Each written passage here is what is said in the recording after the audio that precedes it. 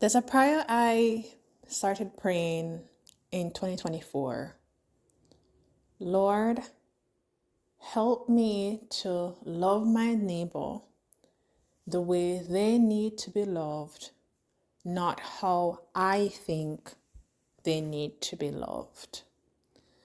And this concept came up for me when, from a place of the Lord saying to me, a lot of people think loving their neighbor as themselves is actually giving love to their neighbor the way they want to be loved, way the person, as in the person giving the love to the neighbor, wants to be loved, right? Or how they expect love. And let me give you an example of what I mean by this. We all hear about the different types of love languages. And so there are multiple persons who believe that to love your neighbor as yourself, it's about if I if my love language is gifts, then because I love to receive gifts, then my neighbor must love to receive gifts. And this is faulty because every person's have different love languages. For example, my husband loves quality time. And so if I keep giving my husband gifts when he's a quality time guy, he does not feel love.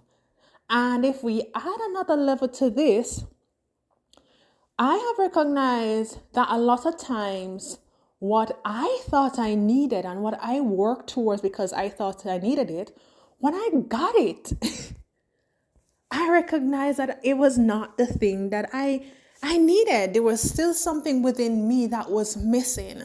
And so I have come to the realization that the best person who knows how I need to be loved is the one who created me. The best person who knows how I need to serve and love my friends is the one who created them. And so it is from this place that this prayer was birthed, like, Lord, teach me how to love my neighbor, how they need to be loved, not how I think they need to be loved, not how they think they need to be loved.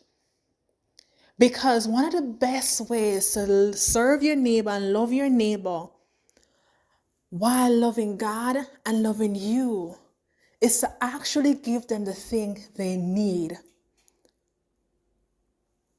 And so my pink flamingo friend, I have been praying this prayer for more than a year now. And I see so amazingly how God shows up and uses me in the lives of the people that I get to interact with. I'm honored and humbled to interact with.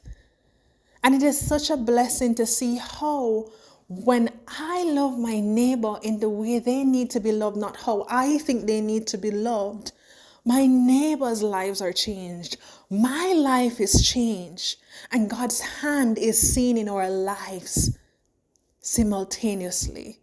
And so my pink flamingo friend, my encouragement for you today is, if you're truly serious about learning to serve and love your neighbor in a way that doesn't cause you to always be self-sacrificing and people-pleasing, and learning to love your neighbor in a way that honors God and is definitely not a way that steps on them, I'd encourage you to start praying this prayer. Lord, teach me how to love my neighbor, whether my neighbor is my friend, my family, my husband, strangers. Lord, teach me how to love my neighbor in the way they need to be loved, not how I think they need to be loved.